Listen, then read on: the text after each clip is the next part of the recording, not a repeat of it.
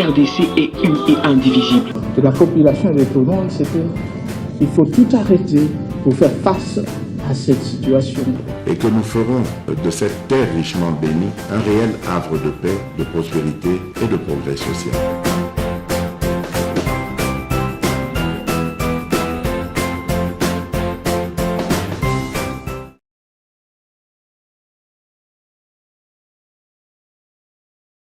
C'est parti, merci. Bozolanda MKB officiel. Merci na Bandako, merci na Babiro, merci na Bisika Nyonso, Bozali Kolanda Biso, vous partagez nos émissions, Bozali ko soutenir Biso. Merci Mingi na Bandeko Nyonso, Bazo croire na Biso, na MKB officiel. Merci vraiment na confiance, paix, fidélité. Oyo bo opesi biso boza ebele alors ebele boza awa na Kinshasa boza libanda ya Kinshasa bozali na 5 continents tongo soko etani na moni bo komela kabiso bo pona MKB officiel pour être informé. Maman Angèle na Londres, merci beaucoup au Tuyebisa président. Boni makambo ya mwanga chuchu lobi tomoni émission te et l'équité et salamité. Je comprends maman tozala ki penza vraiment sur place te alors lobi ezala ki makambo ya ko signer charte ya union sacrée. Le parti Congo en avant ezala ki valablement représenté par votre humble serviteur. Alors tozala ki na Pullman. Je crois que na monsieur Zoya Bokolanda Bilili bomona koma bato bazala ki mais les combles ezake to moni ba kabiliste nyonso à la kelele on vient nga tundu bien na coin na moni batu na moni donc presque la majorité ya batu nyonso bazalaka na kabila bazalaki lobi kuna totali yango de près tokoloba ndenge nini ke bango baza na kati ya union sacrée donc charte esinyamaki Mboso azalaki Jean-Pierre Bemba azalaki Bahati Lukwebo pe azalaki président ya Sénat tomoni pe bato mwa mingi bazalaki wana Augustin Kabuya Vital Kamere Lwakanyinyi King Mombala batu ya Maman Mida amenez-moi ce soir azalaki pe wana donc premier ministre Sama Lukonde azalaki pe donc signature il y a charte wana elekaki et je crois que batu nyonso bazalaki ba monaki comme elekaki dans de très bonnes conditions. Maintenant union sacrée et c'est formalisé. Ezali sous makambo ya bikokomate donc dans la première position tokoloba ke union sacrée azali maintenant coexister d'une manière officielle. Tokobeta li solo na émission ya lelo bande konangai na dossier oyo ezali ko toucher bato mwa mingi na moni ba question na bino na yebisa bino vérité et ce qui se passe réellement na dossier ya Mwanga Chuchu Chuchu na bino ke Chuchu za mwana moko ya onga na yebi ya ser na biso moko to sambela kana madu aza mwana ye Chuchu mwana moke papa cet âge là comme na ye Chuchu alors je veux comprendre c'est ce qui peut venir au Yoko Kolanda. Ce qui vient après, c'est très compliqué. Qu'est-ce qui s'est passé dans le procès? Il y a Mwanga Chuchu, Boibi qui est arrêté en flagrance. Tango Bakanga qui est le service, Bazala qui est na élément et belé d'abord, Bazala qui est na demiap. Oya Omela que moi, Mikolo. Avant à la présenter devant Bazouzi. Alors, vous savez que l'avantage que nous avons au Sénégal, c'est que nous avons ceux qui ont été en train de se faire na kasho ya sa mabele Je me souviens quelqu'un qui me disait que même na kan tchatcho ezala na kashomo ko ezana mabele. Donc soki bachaka mutu moko boya bima boya comme aveugle. Amona ka susute degré à molili. J'ai un ami qui porte des lunettes jusqu'aujourd'hui, carbone béni. Kalev Vazoé na ane rwanda dans ces conditions-là. Mais à autre chose, c'est que la question de bakangi moto, quelle que soit la gravité des faits, bazo tie les bosso ya bazouzi naye, pote aya, aluka moyen ya kosamba, peut couper ça point de vue naye, et ça, bisognon sotozali d'accord mnango. Alors, juillet, uta juillet, boyebi ki mbutu ezalaki po abandaki d'abord koboya kosamba tango asambi ba reprocher makambo ebele, entre autres azalaki na ba biloko na ndako minduki o bakangi sur place, mais c'est me kokanga minduki sur place. Bazui ba clé ISB baye bazui pe ba biloko mususu bazwa kiango na lupangu na ye, parce que tango azo samba pe na kumuntu moko ya la police, soki capitaine soki ndenge ni muntu moko azali ko samba na ye. Alors c'est dans ces conditions là que Ndekonabiso azali komikuta. Alors, est-ce que na lolenge makambo ezokende mwanga chuchu akozala akite po maintenant liboso ababa sambisa ye azalaki na hôpital oyo abandaki kofanda, mais lobi bazuzu ba décider inde babouaka ye na ndolo. Donc quand je fais cette émission, mwanga chuchu azali susu na l'hôpital au kota senga ki ba traité yete bokanisa ki na procès na ye asuka lobaki azobela makasi ngana kamwaka toujours que soki bakangi bango mbala moko maladi yaka makasi ezalaka mokete yaka ka makasi. Mais le seul prisonnier qui a surpris tout le monde, c'est Dick à peine. Yé banda kota ata banda kozo basuro de ba meme ye libanda tout ça ya bango ezaka kako tokende libanda ya mboka, et puis babanga kakokufa a on dirait les kambo mususu. Mais derrière complot ya zo sala ba congolais bakufi ebele. Donc via ba congolais mususu et pas inaye et anatina te o eza natina makasi et pas inaye bebo mo inaye ya yende za natina, mais ya ba congolais mususu natina te ya ko kufate bomona lolenge nini batwana bazalelaka ya ko kufate, mais les autres ba ko kufana bango. Donc ezali makambo faire tourner biso butu deux fois, et on a compris que mission nini bato ba elaki yango na mboka na biso. Alors maintenant procès et les kaki au procès avant et salama, souvenez-vous que batiaki mais ba avocat na ye ba yakite. Alors c'était pratiquement impossible que ba sambisa ye tant que ba avocat na ye bazala kite. Donc na cesse bazobetaka ba match ndenge nini bango bako luka batondile to babeta formule ndenge nini tout ça, alors que ce n'est pas le cas. Vraie version ya likambo eye sikonde koyebana que non ndenge bazali awa ezali kambo ya boye. Comme ezalaki après sa version des faits na procès le kaki kuna esengela ke bafongo la coffre fort o bomona ki mokolo bakanga ki wana bafongo la coffre fort.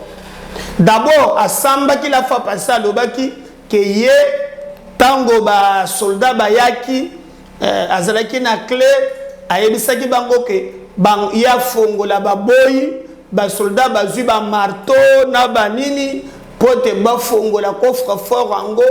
Alors lokola bango balingaki bafongola et que bazuite ye moyen pas ça la ezate moyen pe bafongola ezate parce que ça très compliqué. Alors bazouzi balobaki OK lokola eza compliqué toyeba makambo za na coffre fort biso to réquisitionner expert aya pote aluka lolenge nini akosunga biso afongola toyeba makambo eza na kati ya coffre fort. D'abord mwanga chuchu azalaki opposé babondeli ye aya na clé na bango na pote bo fongola batikali ko fongola te bamati likolo afongoli te. Alors ekoko make na moi lire nyonso wana bazo mata bazo kita esimbite baye kozwa maintenant expert moko ya liboso aza ya banque centrale du Congo nde baye na ye balobi afongola po batala biloko eza na kati papa balobi abandi banda 7h ti 15h acha boy vide ya banque ya ba abeti na ye vide akokite nde kaka na système achita sima baye ko expert mususu oya bazwaki ya banque centrale abundi nango banda tongo ti bato bafandi kaka wana donc monga chuchu soki azelaki si na babiloko na po aboyaki kopesa clé po clé fongwama po makambo eza na kati eyebana te biloko na bato wana baza mayele babundi nango banda tongo jusqu'à 15h esimbaki te nde baye kozosiko mususu wana nde sikoyo mpe génie azomunda na mwanga chuchu kaka mwanga chuchu azofina misapi tout ça akangi bagout wana lobi ozokosa ta à partir je crois ba 15h30 plat efungwami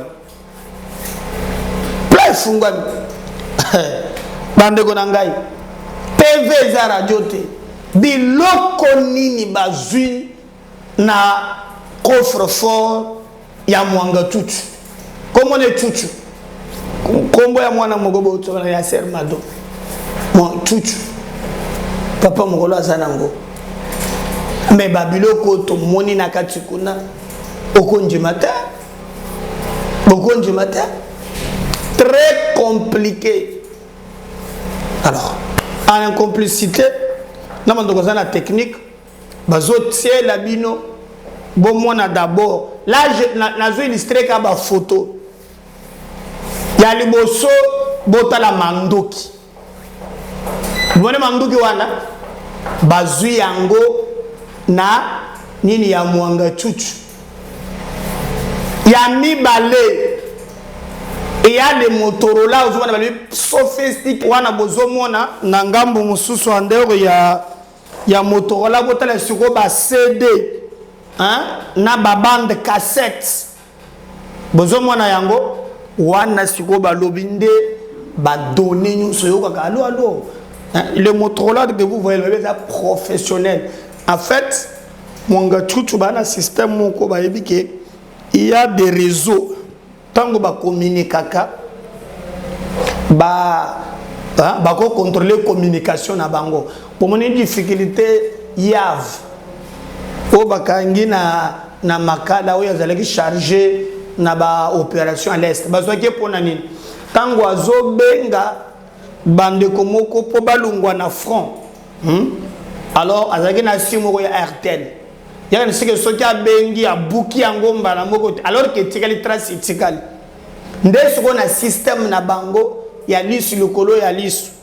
Souvenez-vous aussi tango ba négociateur na biso bakendaki na Kenya na salwa na ba eko détecter qu'il y avait des appareils qui permettaient que bango bazala connecter na ba info. Alors on nous a dit que ba Motorola bozo mona wana et ba Motorola moko uniquement na fréquence na bango soki sur la katana ba konze na biso na armée aw muntu ya koyeba trace ezate ozo mona wana nde ba bombi yango na coffre fort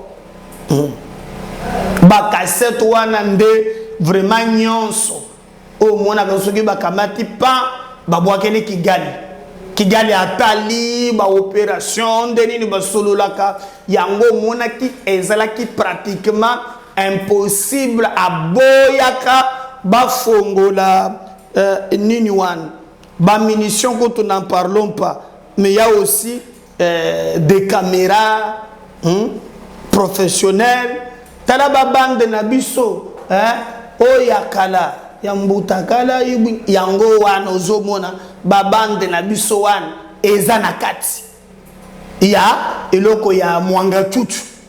Alors comme je vous avais dit, je vais un peu vous lire texte balobi.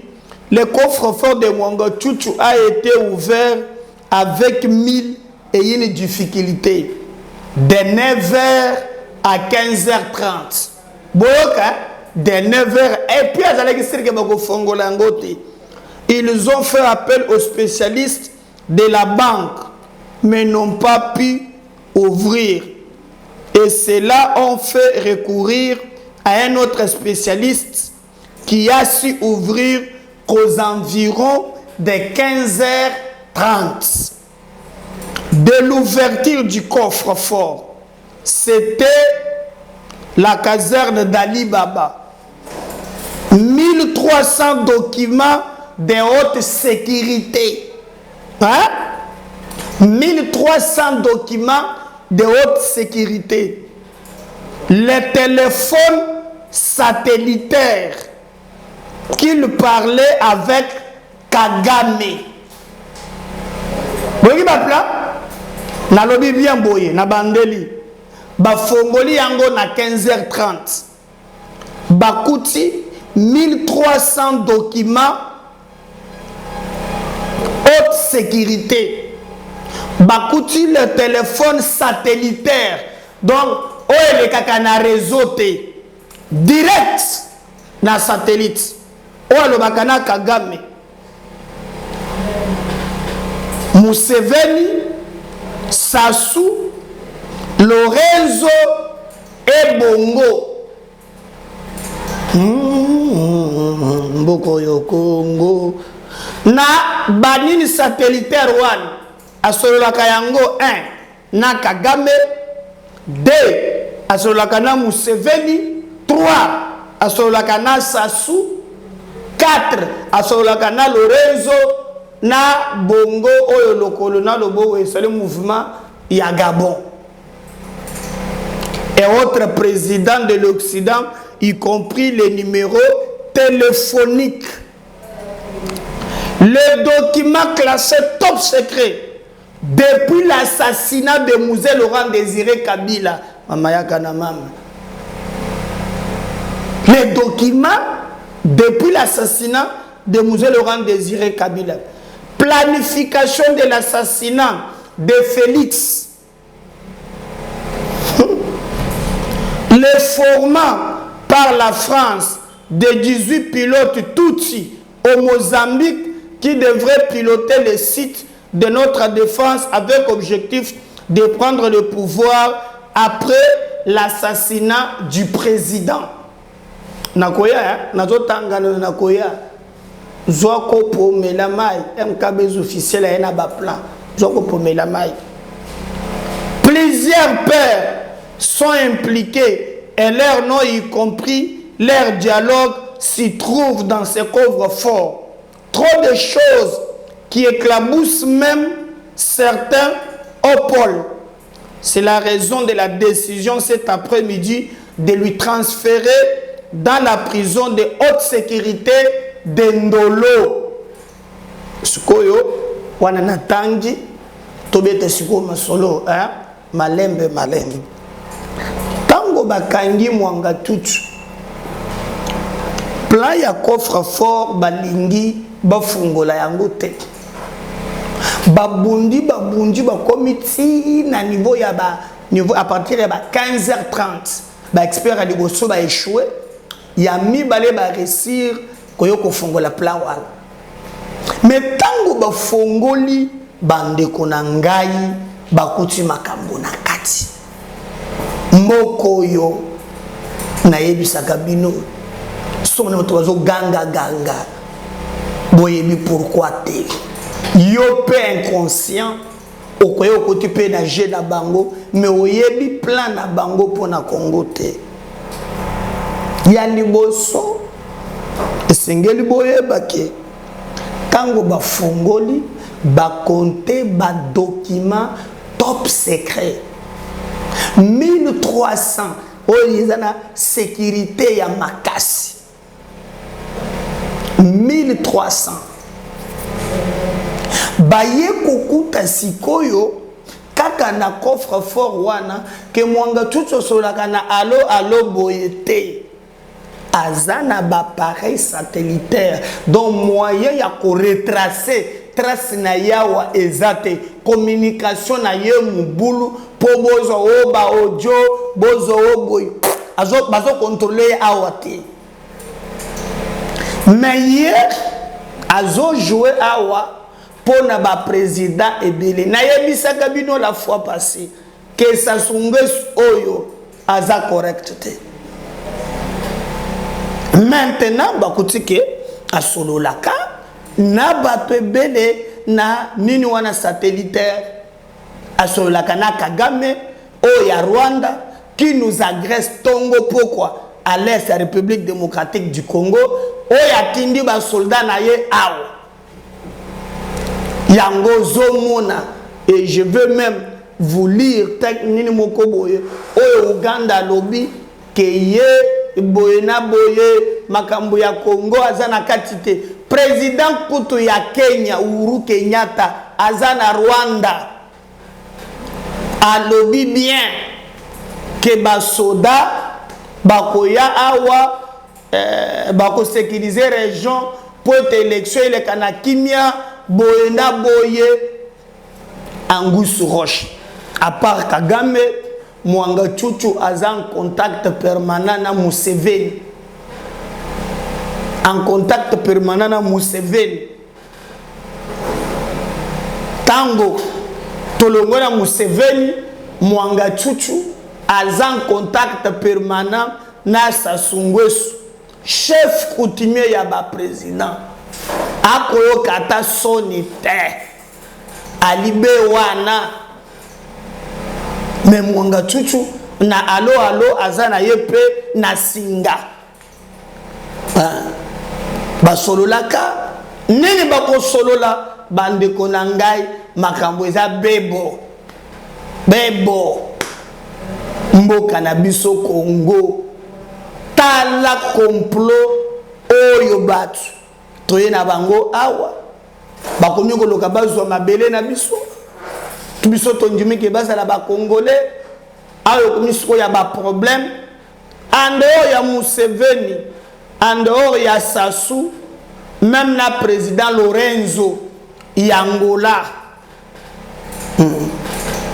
alors biso tozoloba Angola ya apese biso makasi poto mona ndenge tozokende liboso nde na yo komona eske biso penza toza na chance ya ko loka moyen ya ko relever mboka na biso tope toza kaka ndenge ya bato mususu o balukaka makambo na sese tant que ba mona clarté ba défi nyonse ba défi à relever mais toujours tala kaka na miso bandeko na ngai tokoyebisa bino vérité pour complot eza makasi balobi ke même na alo Lorenzo pe alibe na mutuwana na singa mais singa ya biso ya awate o dépendaka na satellite pour te ba contrôler le solo na bango te eyoko suka na ba président ba kutia zo solo na bango ba kutike même bongo oya Gabon oyo azana mouvement boy ye wana pe alipe na singa ya alo abandoki ko solola na ye tokosuka wapi bandeko na ngai baye koloba kaka na ba président Afrique te alipe na ba président ya ba occidentaux azaka pe monga tutu bozomo na bomo na nzoto wana te moto te chuchu zoka wana mo moto susa mukolo akomi kombo cyborg o vongolo cyborg o okomona o Texas Van Damme souvent tozana ba kombo na ba jumo ko boye baga suspect par mo ko zeke per biso pala suki netsu ya ba radio wana uri mukolo azala suki ya ba radio wana c'est des choses qui ne trompent pas sikoyo tala sikoyo mwanga chuchu tala mwanga chuchu bandiko na ngai moi je comprends absolument rien. Mais maintenant, et ce qui wana te en dehors ya ba président oyo ye mwanga chuchu azo solola na bango ba yesuko kokuta toujours na coffre fort na ye ba plan moko très compliqué wana ezali ya ba assassinat bakuti kuna ya document ya musée Laurent Désiré Kabila, les documents classés top secret depuis l'assassinat de musée Laurent Désiré Kabila. Donc si makambo pe ya musée le cas tato kombo mwanga chuchu ayebi. Donc comment ça a été planifié? Yango monaki aza toujours en contact na ba président oyo baza pembeni baza na frontière na RDC eza pamba te bandeko na ngai biloko nyonso ani ali planifié bakuti biloko wana eza planifié bokondi mate eza planifié oui eza planifié bakuti ba document na kati on a ba document bakuti na kati ndeto yoki oyo bango bazolo ba wana. Maintenant comment nous allons faire pour na kolongola likambo oyo? Est-ce que mwanga tutu akokende musika apanzanteke? Est-ce que bakoki pe kobandela comme ba dossier top secret et zoami ya ndenge ba assassinat musée Laurent Désiré Kabila? Est-ce que bako fongola pe dossier à partir ya wana? Po edi kapé na loba kiboyi. O nyonso bomoni basala eza théâtre. Yé na bande ko mususu. Bato baboma musée baza. Pe ba yebi. Pourquoi bazo sala makambo wana? Donc na opportunité oyo tokoki koyeba nani aboma musée parce que bakuti documentation nyonso ndenge bandaki ndenge ezalaki balobi document top secret bakuti yango na eloko wana. C'est l'opportunité pour nous toyeba en réalité nani oyo abomaki musée Laurent Désiré Kabila. Pour nous, c'est une occasion on a exigé que Bazouzi, lokola Bazui, procès wana ebo tape procès mususu parce qu'un ancien président de la République bako bomaye kaka boyete peut-être que babomiye les lots bazo circuler librement et qu'ils font semblant ya kopesa biso les sons occasion monene yangoyo toyeba pe comme ba document top secret bimina coffre fort ya mwanga tutu toyeba vraiment ba yepe ba kuti même ba dialogue de conversation na bango. Alors ba ye kokuta pe planification de l'assassinat de Félix.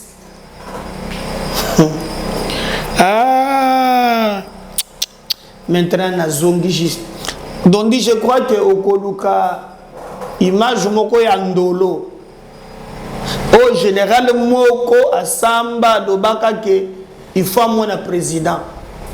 Je crois qu'il faut retrouver l'image.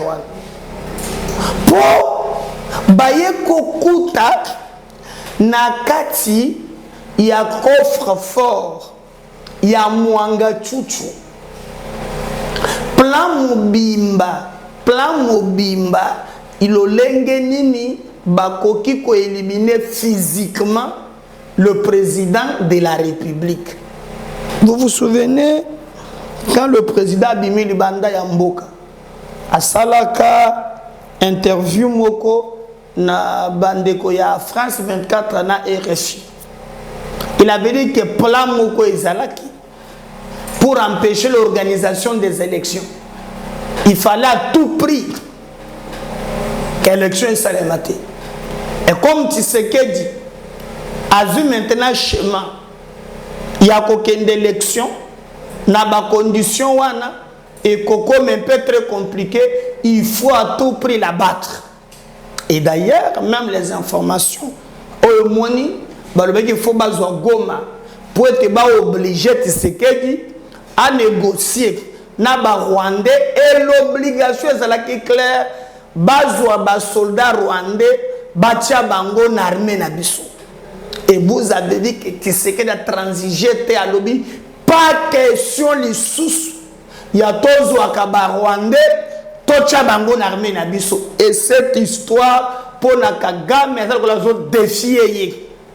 Et comme maintenant dossier ne le pas question de vie ou de mort, il faut en finir avec lui.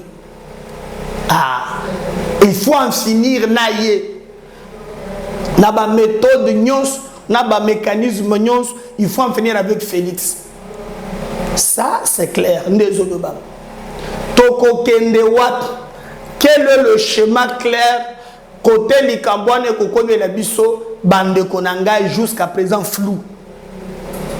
Mais il y a un schéma Oyotokuti que Ezala qui est en plan, Bakuti le schéma là en place. Je ne sais pas si on trouve cette image là. On va me faire signe. Je vais vous faire rappeler dossier Moko au Elekanandolo.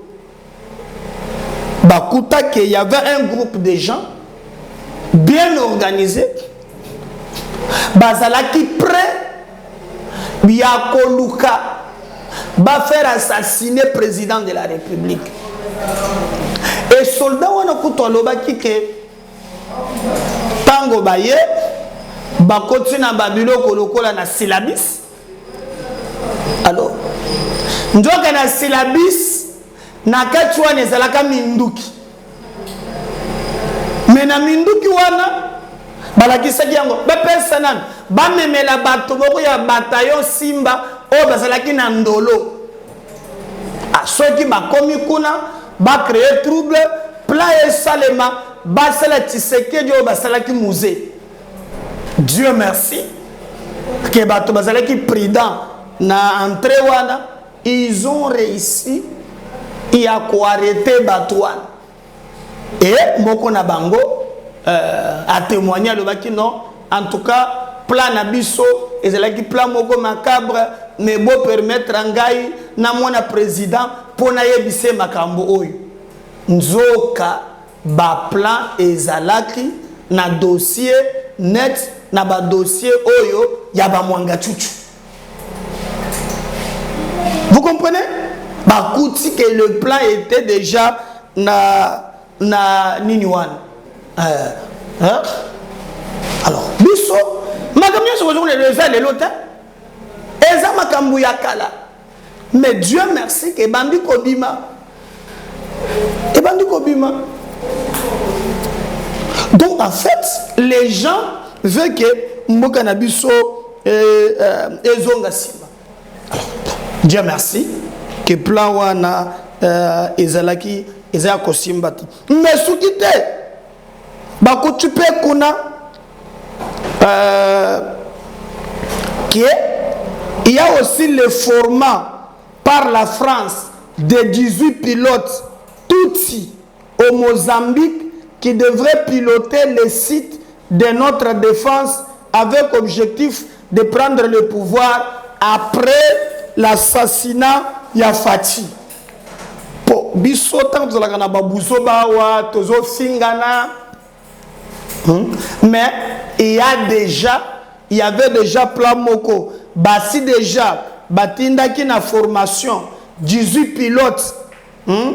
France muntu achaleki bango na batutsi bazui formation na Mozambique. Alors bango nde balingi ba piloter ba site soki kaka ba sali plan na bango ya ko éliminer président de la République directement. Bango baluki batu na bango awa bazui sous pouvoir ba placer batu mususu et le Congo totikali na bumbu. Pourquoi? Ils ont compris que na démarche qui se que diazui bango bazaba perdant. Donc ce qui va fongoli misote même le régime Yakagame est tombé en faillite. Mais Dieu est de notre côté. Zambe azanangambo na biso. Bande konangai. Je vais faire réfléchir la mémoire. Boyo ka complot oyo. Na tiela binango kala. MKB officiel tolo kakatoyebaka. Papa bo planifier ki basa la président ni. Yo mokolo baba téléspectateur bayoka. On va revenir juste après. Passé effectivement, c'était dans la deuxième quinzaine du mois de juin, vers la fin du mois. Je n'ai pas la date avec moi. J'ai vu le général venir à la prison, comme toujours, accompagné de son gars de Dicor. Cette fois-là, son gars de Dicor transportait 2 sacs, l'un de couleur rouge, l'autre de couleur noire. Lorsqu'il est entré au bureau, je me suis levé, je l'ai salué respectivement. Il me dira ceci: commandant, je viens avec ces colis qui appartiennent au détenu Kenga Kenga. Oui. Tu pourras les lui remettre. Parce qu'il est déjà condamné, je ne vois pas la raison pour laquelle je dois continuer à garder ces colis dans mon bureau. Parce que ça fait longtemps que ça s'est trouvé là-bas. Alors, voilà pourquoi je suis venu avec, pour que tu puisses les lui remettre. J'ai dit à vos ordres, mon général, mais de toutes les façons, avant de lui remettre ces colis, ça va passer par la fouille, en présence de son avocat. Il me dira, ok, ça va, il n'y a pas de souci. Il est sorti et il est reparti. Je suis resté, comme j'étais concentré avec d'autres urgences. Lorsque j'étais un peu dégagé, j'ai contacté le chef de détention, l'un de mes collaborateurs. Je lui ai dit, voilà, tu vas faire parvenir ce message à Christian Kenga Kenga, comme quoi le général Baseleba venait de déposer ces 2 colis ici chez moi. Mais de toutes les façons, il doit informer son avocat pour qu'il l'assiste les jours que nous allons déballer ensemble les colis pour découvrir les contenus. Le message est parvenu bel et bien aux détenus concernés. Mais il s'est fait que son avocat n'est pas venu rapidement. C'est lui qu'on attendait d'ailleurs. Un jour, 2 jours, 3 jours, il n'est pas venu. Mais, brusquement, c'est le lieutenant magistrat Niembo qui se présentera un samedi vers 9h-10h. Il arrive, il s'annonce, il dit non. Il venait de la part de Kenga Kenga, qu'il a contacté, pour qu'il l'assiste à la restitution de ses effets qui étaient déposés auprès du commandant. J'étais surpris, j'ai dit non. Mais moi, j'attendais l'avocat. Comment le lieutenant magistrat peut venir en lieu et place de l'avocat? Mais qu'à cela ne tienne, qu'il s'approche. Il est venu. J'ai signalé aussi à mes collaborateurs qui étaient sur place, en l'occurrence le chef de détention, l'OPJ, le chef service social et le chef de bâtiment du détenu concerné pour qu'ils viennent ensemble, qu'on assiste au déballage des colis qui se trouvaient au bureau. Alors, ces collaborateurs sont arrivés, ils se sont installés au bureau et j'ai fait venir le chef de bâtiment en dernier ressort, accompagné du détenu concerné. Lorsqu'ils sont arrivés au bureau, j'ai pris la parole, j'ai dit que voilà, on est là pour découvrir ensemble ce qui s'est trouvé dans les colis que le général était venu déposer. L'OPJ s'est tenu debout, il a pris le premier colis, le premier sac de couleur noire. Lorsqu'il a ouvert, juste au-dessus, il y avait beaucoup de papiers, des syllabus, tout ça. Il a commencé à étaler un syllabus après l'autre. Alors, à notre grande surprise, il tire au fin fond du sac, c'était l'arme AK, avec crosse pliable. J'ai dit, mais comment ça? L'arme se trouvait dans les sacs? C'est pas possible. Remets-moi cette arme. J'ai récupéré immédiatement l'arme que j'ai classée juste dans une des cellules qui se trouve dans mon bureau. Il tire, c'était le pistolet. Non, juste avant le pistolet, c'était le chargeur. Il tire le chargeur de l'arme AK. Je dis, tiens, on vérifie, le chargeur était garni de 14 munitions. J'ai dit, ah, c'est pas possible. Il introduit encore sa main, il tire, c'est les GP, type Jericho. Je lui dis, mais c'est quoi ça? On vérifie les GP avec chargeur garni, 14 munitions également.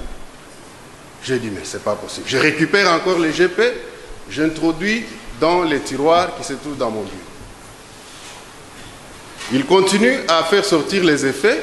Il tombe sur un Motorola type Taipei qui s'est trouvé aussi dans les sacs. Les matraques électriques également. Les restes, c'était des syllabus, tout ça. Il y avait aussi les téléphones. J'ai dit non. S'agissant de ces effets, en tout cas, je dois saisir ça pour faire rapport à la hiérarchie. Je ne peux pas comprendre que l'on puisse remettre à un détenu des effets si sensibles comme ça. Boyoki complot, vous partagez le lien. Vous s'abonnez. Vous abonnez. Merci. Bye.